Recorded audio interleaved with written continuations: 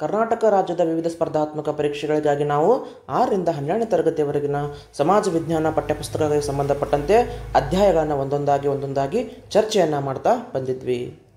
ಸುಮಾರು 6ನೇ ತರಗತಿ ಪಠ್ಯಪುಸ್ತಕಕ್ಕೆ ಸಂಬಂಧಪಟ್ಟಂತೆ 4 ಅಧ್ಯಾಯಗಳನ್ನು ನಾವು ಈಗಾಗಲೇ ಕಂಪ್ಲೀಟ್ ಮಾಡಿವಿ. ಇವತ್ತಿನ ಅಧ್ಯಾಯ 5ನೇ ಅಧ್ಯಾಯ, ಹೊಸ ಧರ್ಮಗಳ ಉದಯ. ಪ್ರತಿಯೊಂದು ಚಾಪ್ಟರ್ನಲ್ಲಿ ನಮಗೆ ಏನಾದರೂ ಒಂದು ಹೊಸದಾಗಿರ್ತಕ್ಕಂಥ ಮಾಹಿತಿ ಸಿಗ್ತದ. ಈಗಾಗಲೇ ಸುಮಾರು ಕಾಂಪಿಟೇಟಿವ್ ಎಕ್ಸಾಮ್ಗಳಲ್ಲಿ ಸರ್ಕಾರಿ ಪಠ್ಯಪುಸ್ತಕದಲ್ಲಿ ಪ್ರಶ್ನೆಯನ್ನು ತೆಗಿತಾನೆ ಬಂದಾನೆ. ಯಾಕಂತಂದ್ರೆ ಅತಿ ಜರೂರಾಗಿರ್ತಕ್ಕಂತಹ ಮಾಹಿತಿ ನಮಗಲ್ಲಿ ಸಿಗ್ತಾ ಬರ್ತದ. ಈ ಒಂದು ಅಧ್ಯಾಯದಲ್ಲಿ ಏನು ವಿಶೇಷತೆಯನ್ನು ಒಳಗೊಂಡಿದೆ ಈ ಒಂದು ಚಾಪ್ಟರ್? ಭಾರತ ಕಂಡಂತಹ ಧರ್ಮಗಳು, ಪ್ರಮುಖವಾಗಿರ್ತಕ್ಕಂಥ ಧರ್ಮಗಳು ಅಂತಂದ್ರೆ ಒಂದು ಬೌದ್ಧ ಧರ್ಮ, ಇನ್ನೊಂದು ಜೈನ ಧರ್ಮ.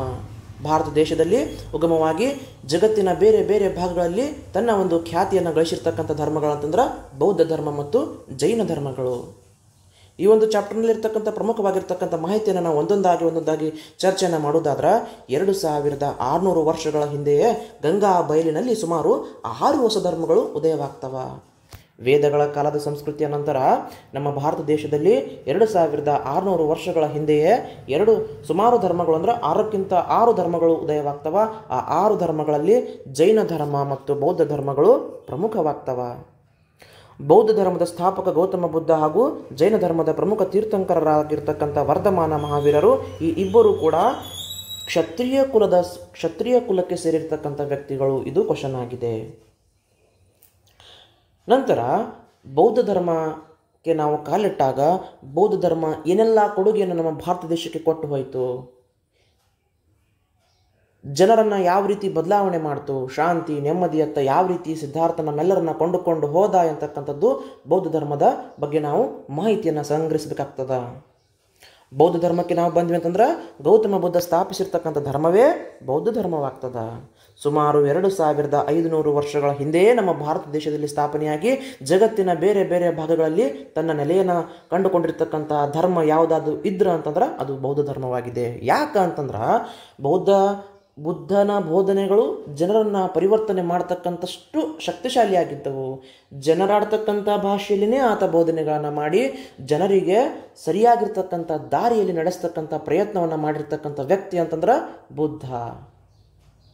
ಆ ಧರ್ಮದ ಕುರಿತು ನಾವು ಇನ್ನೊಂದಿಷ್ಟು ಚರ್ಚೆಯನ್ನು ಮಾಡೋದಾದ್ರೆ ಬುದ್ಧನ ಜೀವನಕ್ಕೆ ಸಂಬಂಧಪಟ್ಟಂತೆ ಪ್ರತಿಯೊಂದು ಕಾಂಪಿಟೇಟಿವ್ ಎಕ್ಸಾಮ್ದಲ್ಲಿ ಕ್ವಶನ್ಗಳಾಗಿವೆ. ಗೌತಮ ಬುದ್ಧ ನೇಪಾಳದ ಕಪಿಲವಸ್ತುವಿನ ಲುಂಬಿನಿ ಅಂತಕ್ಕಂಥಲ್ಲಿ ಜನಸ್ಥಾನ, ಇದನ್ನು ಕ್ವಶನ್ ಆಗಿದೆ. ಬಾಲ್ಯದ ಹೆಸರು ಸಿದ್ಧಾರ್ಥ ಅಂತಕ್ಕಂಥದ್ದನ್ನು ನಾವು ನೋಡ್ತೀವಿ. ಬುದ್ಧನ ಬಾಲ್ಯದ ಹೆಸರೇನ್ರಿ? ಸಿದ್ಧಾರ್ಥ. ತಂದೆ ಶುದ್ಧೋಧನ ಶಾಕ್ಯ ಗಣರಾಜ್ಯದ ಮುಖ್ಯಸ್ಥನಾಗಿರ್ತಾನ, ಇದನ್ನು ಕ್ವಶನ್ ಆಗಿದೆ, ಸ್ಟಾರ್ ಮಾರ್ಕ್. ತಾಯಿ ಮಾಯಾದೇವಿ. ಸಿದ್ಧಾರ್ಥನ ಪತ್ನಿ ಹೆಸರು ಯಶೋಧರ, ಅವನ ಪುತ್ರ ರಾಹುಲ. ಇದು ಗೌತಮ ಬುದ್ಧನಿಗೆ ಸಂಬಂಧಪಟ್ಟಂತೆ 4 ಪಾಯಿಂಟ್ ಆದ್ರೂ ಪ್ರತಿ ಪಾಯಿಂಟನ್ನು ಕಾಂಪಿಟೇಟಿವ್ ಎಕ್ಸಾಮ್ದಲ್ಲಿ ಈಗಾಗಲೇ ಕ್ವಶನ್ಗಳು ಆಗಿವೆ. ಮುಂದೆ ನಾವು ಸಾಗುವುದಾದ್ರೆ ಸಿದ್ಧಾರ್ಥ ಚಿಕ್ಕ ವಯಸ್ಸಿನಲ್ಲೇ ಇದ್ದಾಗ ಅಸೀತ ಎಂತಕ್ಕಂಥ ಮಹರ್ಷಿ ಈ ಮಗುವನ್ನು ನೋಡಲಿಕ್ಕೆ ಬಂದು ಈ ಮಗುವಿನ ಕುರಿತು ಒಂದು ಭವಿಷ್ಯವಾಣಿಯನ್ನು ನುಡಿತಾರೆ. ಏನು ಭವಿಷ್ಯವಾಣಿ ಅಂತಂದ್ರೆ, ಈ ಮಗು ಲೋಕವನ್ನು ಆಳ್ತಕ್ಕಂಥ ಶ್ರೇಷ್ಠ ರಾಜನಾಗ್ತಾನ, ಇಲ್ಲವೇ ಲೋಕದ ಅಳಲನ್ನು ನಿವಾರಿಸ್ತಕ್ಕಂಥ ಒಬ್ಬ ಶ್ರೇಷ್ಠ ಸನ್ಯಾಸಿ ಆಗುತ್ತಾನೆ ಅಂತಕ್ಕಂಥ ಭವಿಷ್ಯವನ್ನು ನುಡಿದಿರ್ತಕ್ಕಂಥ ಮಹರ್ಷಿಯ ಹೆಸರೇನಂತಂದ್ರೆ ಅಸೀತ ಮಹರ್ಷಿ. ಇದನ್ನು ಕ್ವಶನ್ ಆಗಿದೆ. ಸನ್ಯಾಸಿಯ ಮಾತುಗಳನ್ನು ಕೇಳಿರ್ತಕ್ಕಂತಹ ಸಿದ್ಧಾರ್ಥನ ತಂದೆ ಆತನಿಗೆ ಸನ್ಯಾಸಿ ಆಗಬಾರ್ದು, ಮಗ ಸನ್ಯಾಸಿ ಆಗಬಾರ್ದು, ರಾಜನಾಗಬೇಕಂತಕ್ಕಂಥದ್ದನ್ನು ವಿಚಾರ ಮಾಡಿ ಆ ಅರಮನೆಯಲ್ಲಿನೇ ಸಿದ್ಧಾರ್ಥನಿಗೆ ಏನೂ ತೊಂದರೆ ಆಗಲಾರ್ದಂಗೆ ಸುಖ ಸಂಪತ್ತನ್ನು ಕೊಟ್ಟು ಮದುವೆಯನ್ನು ಮಾಡಿ ಅರಮನೆಯಲ್ಲಿನೇ ಇರುವಂಗೆ ಮಾಡ್ತಾರೆ. ಆದರೆ ಸಿದ್ಧಾರ್ಥ ಆತನ ಭವಿಷ್ಯನೇ ಬೇರೆ ಇತ್ತು. ಜಗತ್ತನ್ನು ಬೆಳಗತಕ್ಕಂಥ ಕೆಲಸದಲ್ಲಿ ಆತ ತೊಡಗಬೇಕಿತ್ತು. ಏಷ್ಯಾದ ಬೆಳಕು ಎಂತಕ್ಕಂಥ ಬಿರುದಿಗೆ ಪಾತ್ರನಾಗಬೇಕಾಗಿತ್ತು. ಆ ಒಂದು ಕಾರಣಕ್ಕಾಗಿ ಅವನ ಮನಸ್ಸು ತುಂಬ ಚಂಚಲವಾಗಿತ್ತು ನೋಡ್ರಿ, ಅಶಾಂತವಾಗಿತ್ತು. ಒಮ್ಮೆ ಸಿದ್ಧಾರ್ಥ ತನ್ನ ಅರಮನೆಯಲ್ಲಿ ಇದ್ದುಕೊಂಡು ಒಂದು ದಿವಸ ಏನು ಮಾಡ್ತಾನ, ನಗರ ಪ್ರದಕ್ಷಿಣೆಯನ್ನು ಕೈಗೊಳ್ತಾನ. ಅಂದ್ರೆ ತನ್ನ ರಾಜ ಸಂಸ್ಥಾನದಲ್ಲಿರ್ತಕ್ಕಂಥ ಪ್ರದಕ್ಷಿಣಾ ಪಥ, ಅಂದ್ರೆ ಅಲ್ಲಿ ಸುತ್ತು ಏನೆಲ್ಲ ನಡೆದಿದೆ ರಾಜ ಒಂದು ನಮ್ಮ ಬೀದಿಗಳಲ್ಲಿ ಜನರು ಯಾವ ರೀತಿ ಇದ್ದಾರೆ ಅಂತಕ್ಕಂಥದ್ದನ್ನು ನೋಡಾಕ ಒಂದು ಪ್ರದಕ್ಷಿಣೆಯ ಪಥವನ್ನು ಏರ್ಪಡಿಸ್ತಾನ. ಅಲ್ಲಿ ಅವನ ಕಣ್ಣಿಗೆ 4 ದೃಶ್ಯಗಳು ಬೀಳ್ತಾವ. ಓರ್ವ ವೃದ್ಧ ಬೀಳ್ತಾನ್ರಿ, ರೋಗಿ ಬೀಳ್ತಾನ, ಸನ್ಯಾಸಿ ಬೀಳ್ತಾನ, ಕೊನೆಯದಾಗಿ ಶವಯಾತ್ರೆ ನೋಡ್ತಾನ. ಈ 4 ದೃಶ್ಯಗಳು ಅವನಲ್ಲಿ ವೈರಾಗ್ಯ ಮೂಡಲಿಕ್ಕೆ ಕಾರಣವಾಗ್ತದ. ದುಃಖದ ಮೂಲ ಏನೈತ್ರಿ ಜೀವನದಾಗ? ವೃದ್ಧವನ್ನು ನೋಡ್ತಾನ, ರೋಗಿಯನ್ನು ನೋಡ್ತಾನ, ಶವಯಾತ್ರೆಯನ್ನು ನೋಡ್ತಾನ. ಈ 3 ದೃಶ್ಯಗಳಲ್ಲಿ ಅವನಿಗೆ ಕೇವಲ ದುಃಖನೇ ಕಂಡು ಬರ್ತದ.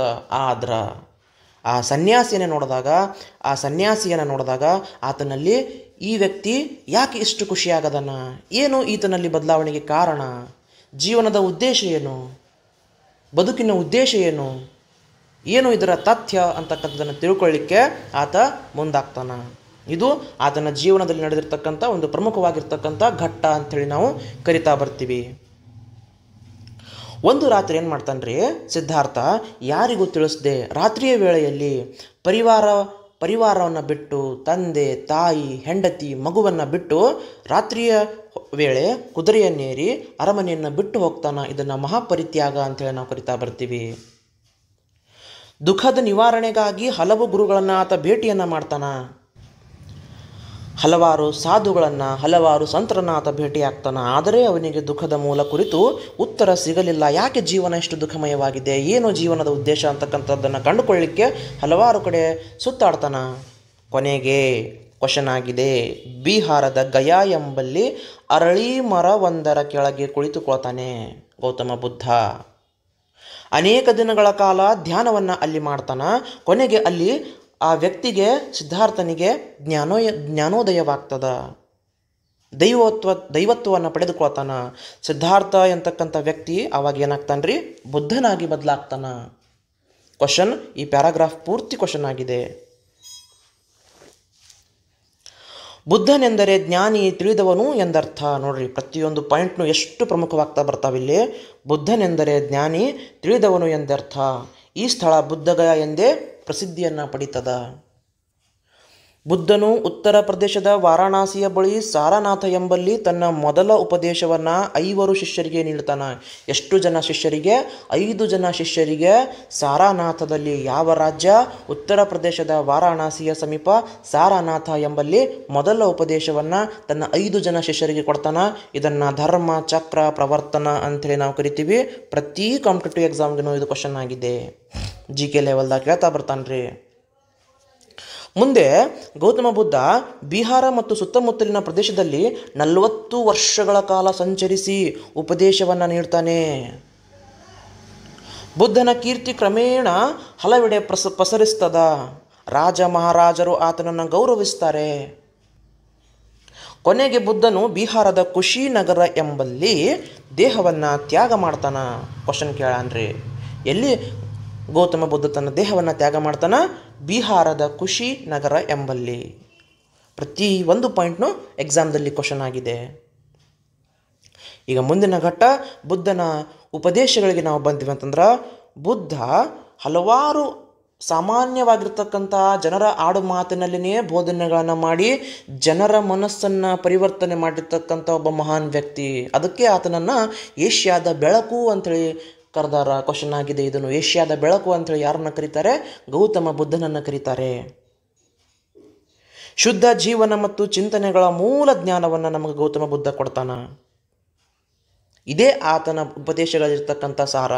ಶುದ್ಧ ಜೀವನವನ್ನು ನಾವು ನಡೆಸಬೇಕು ಅಂತಕ್ಕಂಥದ್ದು ಬುದ್ಧನ ಉಪದೇಶಗಳ ಮೂಲವಾಗಿದೆ. ಬುದ್ಧನು ಇದನ್ನು ಧಮ್ಮ ಎಂದು ಕರೆದಾನ. ಏನಂತ ಕರೀತಾನ್ರಿ? ಇದನ್ನು ಧಮ್ಮ ಎಂದು ಕರೆಯುತ್ತಾನೆ. ಜಗತ್ತು ಅಪಾರ ದುಃಖದಿಂದ ಕೂಡಿದೆ. ಆಸೆಯೇ ದುಃಖದ ಮೂಲ. ಆಸೆಯನ್ನು ಜಯಿಸಿದವನು ನಿರ್ವಾಣ ಅಥವಾ ಮುಕ್ತಿಯನ್ನು ಪಡಿತಾನ ಎಂತಕ್ಕಂಥದ್ದು ಬುದ್ಧನ ಉಪದೇಶವಾಗಿತ್ತು. ದುಃಖದ ನಿವಾರಣೆಗಾಗಿ ಒಳ್ಳೆಯ ನೋಟ, ಒಳ್ಳೆಯ ಸಂಕಲ್ಪ, ಒಳ್ಳೆಯ ಮಾತು, ಒಳ್ಳೆಯ ಕಾರ್ಯ ಮೊದಲಾದ 8 ಮಾರ್ಗಗಳು, ಇದನ್ನು ಅಷ್ಟಾಂಗ ಮಾರ್ಗ ಅಂತ ಕರಿತೀವಿ, ಇದನ್ನು ಕೊಡ್ತಾನೆ. ಅಷ್ಟಾಂಗ ಮಾರ್ಗಗಳನ್ನು ಕೊಟ್ಟಿರ್ತಕ್ಕಂಥ ವ್ಯಕ್ತಿ ಯಾರಂತಂದ್ರೆ ಗೌತಮ ಬುದ್ಧ. ಜೀವನದ ಉದ್ದೇಶಗಳನ್ನು, ಶುದ್ಧವಾಗಿರ್ತಕ್ಕಂಥ ಬದುಕನ್ನು ನಾವು ಹೇಗೆ ನಡೆಸಬೇಕು ಅಂತಕ್ಕಂಥದ್ದು ಆತ ತನ್ನ ಬೋಧನೆಗಳಲ್ಲಿ ತಿಳಿಸ್ತಾ ಬರ್ತಾನ. ಇಲ್ಲಿ ಒಂದು ಚಿಕ್ಕದಾಗಿರ್ತಕ್ಕಂಥ ಮಾಹಿತಿ ಐತ್ರಿ. ಬುದ್ಧನ ಜೀವನದ 4 ಘಟ್ಟಗಳಂತೇಳಿ ನಾವು ಇದನ್ನು ಕರಿತೀವಿ.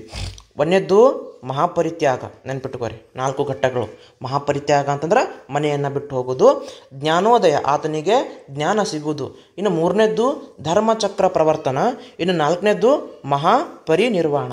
ನೋಡ್ರಿ, 1ನೇದ್ದು ಮಹಾಪರಿತ್ಯಾಗ, ಜ್ಞಾನೋದಯ 2, ಧರ್ಮಚಕ್ರ ಪ್ರವರ್ತನ 3, ಮಹಾಪರಿನಿರ್ವಾಣ 4. ಬುದ್ಧನ ಮೂಲ ಬೋಧನೆಗಳು, ಕೆಲವೊಂದಿಷ್ಟು ಮೂಲ ಬೋಧನೆಗಳಂತಂದ್ರೆ 4 ಆರ್ಯ ಸತ್ಯಗಳನ್ನು ಬುದ್ಧ ತಿಳಿಸ್ತಾನ, ಅಷ್ಟಾಂಗ ಮಾರ್ಗಗಳನ್ನು ಕೊಡ್ತಾನ. ಆ 4 ಆರ್ಯ ಸತ್ಯಗಳು ಯಾವುವು ಅಂತಂದ್ರೆ, 1ನೇದ್ದು ಜಗತ್ತು ದುಃಖಮಯವಾಗಿದೆ, 2ನೇದ್ದು ಆಸೆಯ ದುಃಖದ ಮೂಲ, 3ನೇದ್ದು ಆಸೆಯನ್ನು ಗೆದ್ದು ದುಃಖವನ್ನು ದಾಟಬಹುದು, 4ನೇದ್ದು ದುಃಖವನ್ನು ಕೊನೆಗೊಳಿಸುವ ದಾರಿಯೇ ಅಷ್ಟಾಂಗ ಮಾರ್ಗ.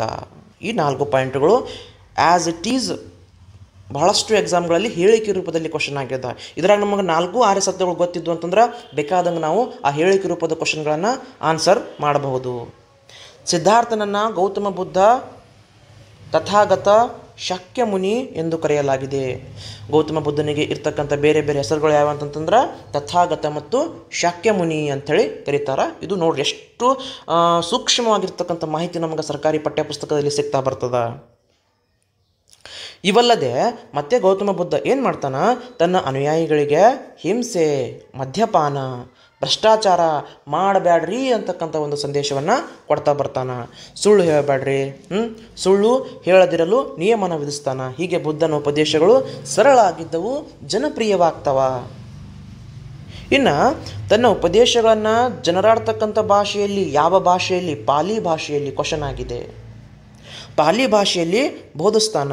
ಅವನ ಉಪದೇಶಗಳನ್ನು ಆತನ ಶಿಷ್ಯರು 3 ಪೀಠಗಳಲ್ಲಿ ಸಂಗ್ರಹಿಸ್ತಾರ. 3 ಪೀಠಕಗಳಂತ ಕರಿತೀವಿ. ಕ್ವಶನ್ ಆಗಿದೆ ರೀ, ಇದನ್ನು ಕ್ವಶನ್ ಮತ್ತೆ ಕೇಳ್ತಾನೆ ರೀ. 3 ಪೀಠಕಗಳು ಸರಿ ಯಾವ್ರಿ? ಆ 3 ಪೀಠಕಗಳು ವಿನಯ ಪೀಠಕ, ಸುತ್ತ ಪೀಠಕ, ಅಭಿಧಮ್ಮ ಪೀಠಕ.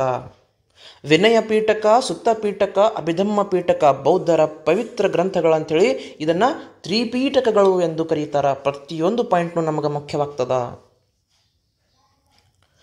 ಸಿದ್ಧಾರ್ಥನು ಅರಮನೆಯನ್ನು ತೊರೆಯಲು ನದಿ ವಿವಾದ ಕಾರಣವೆಂದು ಇನ್ನೊಂದು ಮಾಹಿತಿ ನಮಗೆ ಸಿಗ್ತಾ ಬರ್ತದ. 2 ರಾಜ್ಯಗಳ ನಡುವೆ ನದಿ ನೀರಿನ ಹಂಚಿಕೆಯ ಬಗ್ಗೆ ವಿವಾದ ಉಂಟಾಗಿ ಸಿದ್ಧಾರ್ಥ ಕಡೆಯವರು ಯುದ್ಧಕ್ಕೆ ಸಿದ್ಧವಾಗುವುದು ಆತನಿಗೆ ಇಷ್ಟ ಇರಂಗಿಲ್ಲ. ಇದನ್ನು ವಿರೋಧಿಸಿ ಅನಂತರ ಅರಮನೆಯನ್ನು ತ್ಯಜಿಸಿದನೆಂದರೂ ಹೇಳಲಾಗ್ತದೆ. ಇದು ಡಾಕ್ಟರ್ ಅಂಬೇಡ್ಕರ್ ಅವರ ಪುಸ್ತಕದ ಮಾಹಿತಿಯಿಂದ ನಮಗೆ ಲಭ್ಯವಾಗ್ತದೆ. ಸರ್ಕಾರಿ ಪಠ್ಯಪುಸ್ತಕದಲ್ಲಿರ್ತಕ್ಕಂಥ ಒಂದು ವಿಶೇಷವಾಗಿರ್ತಕ್ಕಂಥ ಮಾಹಿತಿ. ಇನ್ನು ಒಂದು ಚಿಕ್ಕ ಕತೆ ಬರ್ತೈತ್ರಿ. ಏನು ಕತೆ ಅಂತಂದ್ರೆ, ಕಿಸಾ ಗೌತಮಿಯ ಕುರಿತು ಒಂದು ಸಣ್ಣದಾಗಿರ್ತಕ್ಕಂಥ ಕಥೆಯನ್ನು ನಮ್ಮ 6ನೇ ತರಗತಿ ಪಠ್ಯಪುಸ್ತಕದಲ್ಲಿ ಹೇಳ್ಯಾರ. ಏನ್ರಿ ನೋಡ್ರಿ, ಕಿಸಾ ಗೌತಮಿ ತನ್ನ ಪುಟ್ಟ ಮಗು, ಒಬ್ಬ ಹೆಣ್ಮಗಳು ತನ್ನ ಪುಟ್ಟ ಮಗುವನ್ನು ಕಳೆದುಕೊಂಡಿರ್ತಾಳ, ದುಃಖಿತಳಾಗ್ತಾಳ, ಅಳತಾಳ.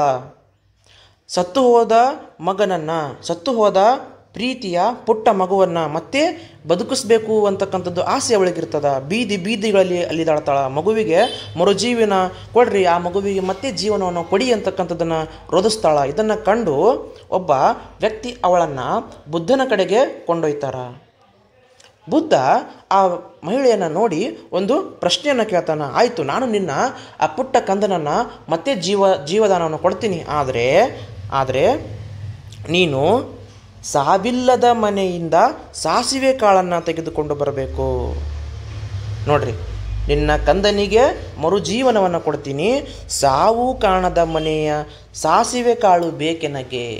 ನೀ ಯಾವ ಮನೆಯಲ್ಲಿ ಸಾವಿರಂಗಿಲ್ಲಲ್ಲ ಅಂಥ ಮನೆಗೆ ಹೋಗಿ ಸಾಸಿವೆ ಕಾಳನ್ನು ತೆಗೆದುಕೊಂಡು ಬಾ. ಬುದ್ಧನ ಮಾತನ್ನು ಕೇಳಿರ್ತಕ್ಕಂಥ ಮಹಿಳೆಗೆ ಭಾಳಷ್ಟು ಖುಷಿ ಆಗ್ತದ. ಪ್ರತಿಯೊಂದು ಮನೆಗೆ ಹೋಗ್ತಾಳ. ಆದರೆ ಸಾವು ಇರಲಾರ್ತಕ್ಕಂಥ ಮನೆ ಇಲ್ಲವೇ ಇಲ್ಲ. ಜಗತ್ತಿನಲ್ಲಿ ನಾವು ಹುಟ್ಟಿದ್ದೇವೆ ಅಂತಂದ್ರೆ ಸಾವು ನಿಶ್ಚಿತವಾಗಿರ್ತಕ್ಕಂಥದ್ದು. ಪ್ರತಿಯೊಬ್ಬರ ಮನೆಗೆ ಆಕಿ ತಿರುಗಾಡ್ತಾಳ. ಕೆಲವೊಬ್ಬರ ಮನೆಯಲ್ಲಿ ತಂದೆ, ತಾಯಿ, ತಂಗಿ, ತಮ್ಮ, ಪತ್ನಿ, ಮಕ್ಕಳು, ಮಾವ, ಅತ್ತೆ, ಅಜ್ಜ, ಅಜ್ಜಿ, ಪ್ರತಿಯೊಂದು ಮನೆಯಲ್ಲಿ ಯಾರಾದರೂ ಒಬ್ಬರು ತೀರ್ಕೊಂಡು ಸತ್ತು ಹೋಗೇ ಇರ್ತಾರ. ಇದನ್ನು ನೋಡಿರ್ತಕ್ಕಂಥ ಕಿಸಾ ಗೌತಮಿಗೆ ಸಾವು ಪ್ರತಿಯೊಬ್ಬರಿಗೂ ಖಚಿತ ಎಂತಕ್ಕಂಥ ಸತ್ಯದ ಅರಿವಾಗ್ತದ. ಬುದ್ಧನ ಬೋಧನೆ ಅವಳಿಗೆ ತಿಳಿತದ. ಇಂಥ ಹಲವಾರು ಸಾಕಷ್ಟು ಕಥೆಗಳದಾವ. ನಮ್ಮ ಗೌರ್ಮೆಂಟ್ ಪುಸ್ತಕದಲ್ಲಿ ಇತ್ತು ಅಂತಕ್ಕಂಥದ್ದು ಕಾರಣಕ್ಕಾಗಿ ಯಾವುದೂ ಪಾಯಿಂಟ್ಗಳು ನಾವು ಬಿಡೋದು ಬೇಡ. ಯಾಕಂದ್ರೆ ಇದು ಕೇವಲ ನಾವು ನೋಡ್ರಿ ಕೇವಲ ಕಲಿಕೆಯಿಂದ ನಾವು ಎಕ್ಸಾಮ್ಗಳನ್ನ ಅಷ್ಟೇ ಅಲ್ಲ, ನಮ್ಮ ಜೀವನದಲ್ಲೇನು ಹಲವಾರು ಪರಿವರ್ತನೆಗಳನ್ನ ನಾವು ಮಾಡ್ಕೋಬಹುದು, ಆಗ್ತದೆ ರೀ. ಯಾಕಂದ್ರೆ ನಾವು ಎಕ್ಸಾಮ್ಗಷ್ಟೇ ಓದ್ಕೋತ ಹೋದ್ರೆ ಸಾಧ್ಯ ಇಲ್ಲ. ಆ ಓದಿನಿಂದ ನಮ್ಮ ಜೀವನದಲ್ಲಿ ಕೆಲವೊಂದಿಷ್ಟು ಮೌಲ್ಯಗಳು ಒಳ್ಳೆಯದಾಗಬೇಕು, ಉತ್ತಮವಾಗಬೇಕು, ನಮ್ಮಿಂದ 4 ಜನರಿಗೆ ಸಹಾಯ ಆಗಬೇಕು. ಇದೇ ಒಳ್ಳೆಯ ಕಲಿಕೆ, ಇದೇ ಉತ್ತಮವಾಗಿರ್ತಕ್ಕಂಥ ಕಲಿಕೆ. ನಂತರ ಕೊನೆಯದಾಗಿ, ಬುದ್ಧನು ಗ್ರಂಥಗಳನ್ನು ರಚಿಸಲಿಲ್ಲ. ಅವನ ಉಪದೇಶಗಳನ್ನು ಆತನ ಶಿಷ್ಯರು ನೆನಪಿನಲ್ಲಿಟ್ಟು ಅದನ್ನು ತಲೆಮಾರಿನಿಂದ ತಲೆಮಾರಿಗೆ ಉಪದೇಶದ ಮೂಲಕ ಕಾಪಾಡಿಕೊಂಡು ಬಂದರು. ಬುದ್ಧನ ಉಪದೇಶಗಳು ಇರುವ ಪ್ರಾಚೀನ ಗ್ರಂಥವೆಂದರೆ ಸುತ್ತ ಪೀಠಕ. ನೆನಪಿಟ್ಟುಕೋರಿ, ಕ್ವಶನ್ ಆಗ್ತದೆ, ಇದು ಯಾವ ಭಾಷೆಯಲ್ಲಿದೆ? ಇದು ಪಾಲಿ ಭಾಷೆಯಲ್ಲಿದೆ. ಇಷ್ಟು ಮಾಹಿತಿ ಬೌದ್ಧ ಧರ್ಮಕ್ಕೆ ಸಂಬಂಧಪಟ್ಟಂತೆ 6ನೇ ತರಗತಿಯಲ್ಲಿರ್ತಕ್ಕಂಥ ಮಾಹಿತಿ ನಮಗೆ ಸಿಗ್ತಾ ಬರ್ತದೆ. ಎಷ್ಟು ಪ್ರಮುಖವಾಗಿರ್ತಕ್ಕಂಥ ಮಾಹಿತಿ ನಮಗೆ ಲಭ್ಯ ಆಗ್ತದೆ ನೋಡ್ರಿ. ಎಲ್ಲಿಂದ ಆರಂಭವಾಗ್ಯದ್ರಿ ನೋಡ್ರಿ. ಈ ಒಂದು ಮಾಹಿತಿ 2600 ವರ್ಷಗಳ ಹಿಂದೆ ಗಂಗಾ ನದಿ ಬಯಲಿನಲ್ಲಿ ಸುಮಾರು 6 ಹೊಸ ಧರ್ಮಗಳು ಉದಯದಿಂದ ಹಿಡ್ಕೊಂಡು ಅಲ್ಲಿರ್ತಕ್ಕಂಥ ನಾವು ಒಂದು ಧರ್ಮವನ್ನು ಅಧ್ಯಯನ ಮಾಡೀವಿ. ಈಗ ಬೌದ್ಧ ಧರ್ಮದ ಕುರಿತು ನೋಡಿವ್ರಿ. ಇನ್ನೊಂದು ಧರ್ಮ ಜೈನ ಧರ್ಮದ ಕುರಿತು ನಾಳೆಗೆ ನೋಡ್ತಾ ಬರೋಣ. ಯಾವ ರೀತಿ ಈ ಒಂದು ತರಗತಿನಲ್ಲಿ ಬೌದ್ಧ ಧರ್ಮದ ಕೀರ್ತಿ ಹರಡ್ತಾ ಬಂತು, ಬುದ್ಧನಿಗೆ ಸಂಬಂಧಪಟ್ಟಂತೆ, ಆತನ ಜೀವನಕ್ಕೆ ಸಂಬಂಧಪಟ್ಟಂತೆ, ಆತನ ಬಾಲನೆಗೆ ಸಂಬಂಧಪಟ್ಟಂತೆ ಮಾಹಿತಿಯನ್ನು ನೋಡ್ತಾ ಬಂದ್ವಿ. ನಂತರ ಆತನ ಜೀವನದಲ್ಲಿ ಆಗಿರ್ತಕ್ಕಂಥ ಬದಲಾವಣೆಗಳು, ಮಹಾಪರಿತ್ಯಾಗವನ್ನು ನೋಡಿವಿ. ಬುದ್ಧನ ಜೀವನದಲ್ಲಿ ಆಗಿರ್ತಕ್ಕಂಥ ಧರ್ಮಚಕ್ರ ಪರಿವರ್ತನೆ ನೋಡ್ತಾ ಬಂದ್ವಿ. 4 ಘಟ್ಟಗಳನ್ನು ನೋಡಿವಿ. ಆತನ ತತ್ವಗಳನ್ನು ನೋಡ್ತಾ ಬಂದ್ವಿ, ಉಪದೇಶಗಳನ್ನು ನೋಡ್ತಾ ಬಂದ್ವಿ. ನಂತರ ಬುದ್ಧನ ಜೀವನದ 4 ಮಹಾಪರಿತ್ಯಾಗ, ಜ್ಞಾನೋದಯ, ಧರ್ಮಚಕ್ರ ಪರಿವರ್ತನ, ಮಹಾಪರಿನಿರ್ವಾಣ, ಪ್ರತಿಯೊಂದು ಮಾಹಿತಿಯನ್ನು ನಾವು ನೋಡ್ತಾ ಬಂದಿವಿ. ಇಷ್ಟಲ್ಲದೆ ಅಲ್ಲಿರ್ತಕ್ಕಂಥ ಪವಿತ್ರವಾಗಿರ್ತಕ್ಕಂಥ ಗ್ರಂಥಗಳು, ವಿನಯ ಪೀಠಕ, ಸುತ್ತ ಪೀಠಕ, ಅಭಿಧಮ್ಮ ಪೀಠಕಗಳನ್ನು ನೋಡಿವಿ. ಕಿಸಾಗೌತಮಿಯ ಕುರಿತು ಕಥೆಯನ್ನು ನೋಡಿವಿ. ಬುದ್ಧನ ಗ್ರಂಥಗಳನ್ನು ನೋಡಿದ್ವಿ. ಆತ ಯಾವುದೇ ರೀತಿಯಾಗಿರ್ತಕ್ಕಂಥ ಗ್ರಂಥಗಳನ್ನು ರಚಿಸಲಿಲ್ಲ. ಆತನ ಉಪದೇಶಗಳನ್ನು ಅವನ ಶಿಷ್ಯರು ತಲೆಮಾರಿನಿಂದ ತಲೆಮಾರಿಗೆ ಏನು ಮಾಡ್ತಾರೆ, ಅದನ್ನು ಕೊಂಡೊಯ್ತಾರ. ಅಲ್ಲಿ ಏನಾಗ್ತದೆ ರೀ, ಬುದ್ಧನ ಉಪದೇಶಗಳು ಪ್ರಾಚೀನ ಗ್ರಂಥಗಳ ಮೂಲಕ ಸುತ್ತ ಪೀಠಕದಲ್ಲಿ ಪಾಲಿ ಭಾಷೆಯಲ್ಲಿ ಬರೆಯಲ್ಪಡ್ತಾವ. ನೋಡ್ರಿ, ಎಷ್ಟು ಒಂದು ಅದ್ಭುತವಾಗಿರ್ತಕ್ಕಂಥ ಮಾಹಿತಿ ನಮಗೆ ಇಲ್ಲಿ ಸಿಗ್ತಾ ಬರ್ತದೆ. ನಾಳೆಯ ದಿನದಲ್ಲಿ ಜೈನ ಧರ್ಮದ ಕುರಿತು ಮಾಹಿತಿ ನೋಡೋಣ. ಪ್ರತಿಯೊಂದು ಪಾಯಿಂಟ್ನೂ ಬಿಡೋದು ಬೇಡ, ಒಂದೊಂದು ಪಾಯಿಂಟ್ ನಾವು ಅಲ್ಲಿ ಅಧ್ಯಯನ ಮಾಡ್ತಾನೆ ಹೋಗೋಣ. ಓಕೆ, ಇಲ್ಲಿಗೆ ಈ ಒಂದು ಕ್ಲಾಸನ್ನು ಕ್ಲೋಸ್ ಮಾಡೋಣ. ಮತ್ತೆ ನಾಳೆಗೆ ಹೊಸ ತರಗತಿಯಲ್ಲಿ ಜೈನ ಧರ್ಮದ ಕುರಿತು 6ನೇ ತರಗತಿಯಲ್ಲಿ ಏನು ಮಾಹಿತಿ ಇದೆ ಅಂತಕ್ಕಂಥದ್ದನ್ನು ನಾವು ನೋಡ್ತಾ ಬರೋಣ. ಎಲ್ಲರಿಗೂ ಮತ್ತೊಮ್ಮೆ ಮಗದೊಮ್ಮೆ ನಾನು ಧನ್ಯವಾದಗಳನ್ನು ತಿಳಿಸ್ತೀನಿ. ಎಲ್ಲರಿಗೂ ನಮಸ್ಕಾರ.